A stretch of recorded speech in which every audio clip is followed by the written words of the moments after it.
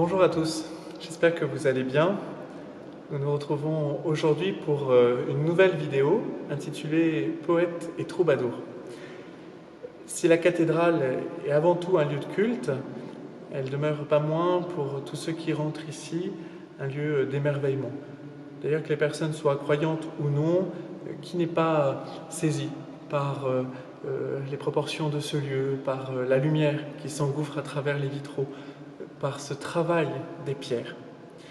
Et je crois que cet émerveillement vient faire écho, au fond, à une soif profonde en nous de vivre et de construire de grandes et de belles choses.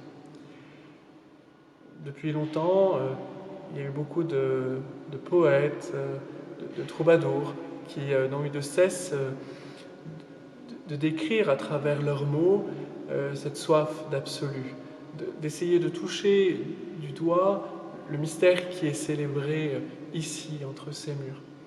Voilà pourquoi on voulait donner une part à une parole plus profane, mais pas moins spirituelle.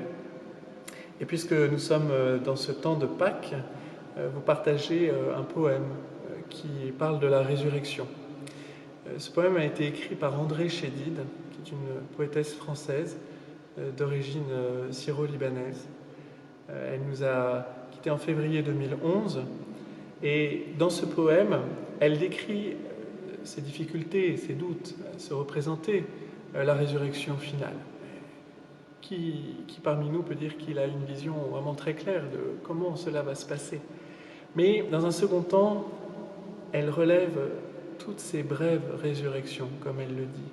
Ces résurrections qui lui sont données à vivre au quotidien, qui mystérieusement la conduisent, la préparent à ce concert final de l'incernable secret, comme elle le dit.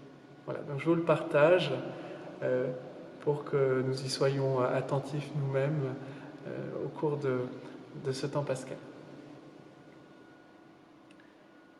Devant cette résurrection, ce souffle sous d'autres cieux, cette demeure en d'autres mondes, ce jardin de l'après, dont le terreau et les confins échappent à l'œil des vivants, à leur cœur doublé de mémoire, à leur corps pétri de temps, je n'éprouve aucun appel et ne sais rien nommer, imaginant ces esprits glorieux, leurs espaces sans rivage, leurs arbres sans saison, leurs miroirs sans paille.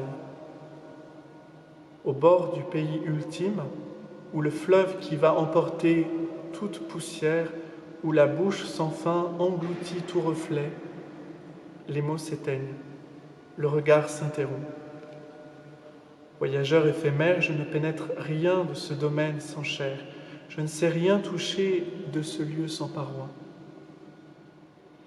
Mais ces résurrections prodigues et quotidiennes, portées par l'oiseau intime, soulevées par le flux du sang, de ces résurrections venues des ondes de l'âme et des semences du cœur, je connais sève et goût, je sais l'ardent retour, aube profane qui nous tire des marécages, main et voix qui déplacent nos pierres tombales, nous offrent souffle et clarté.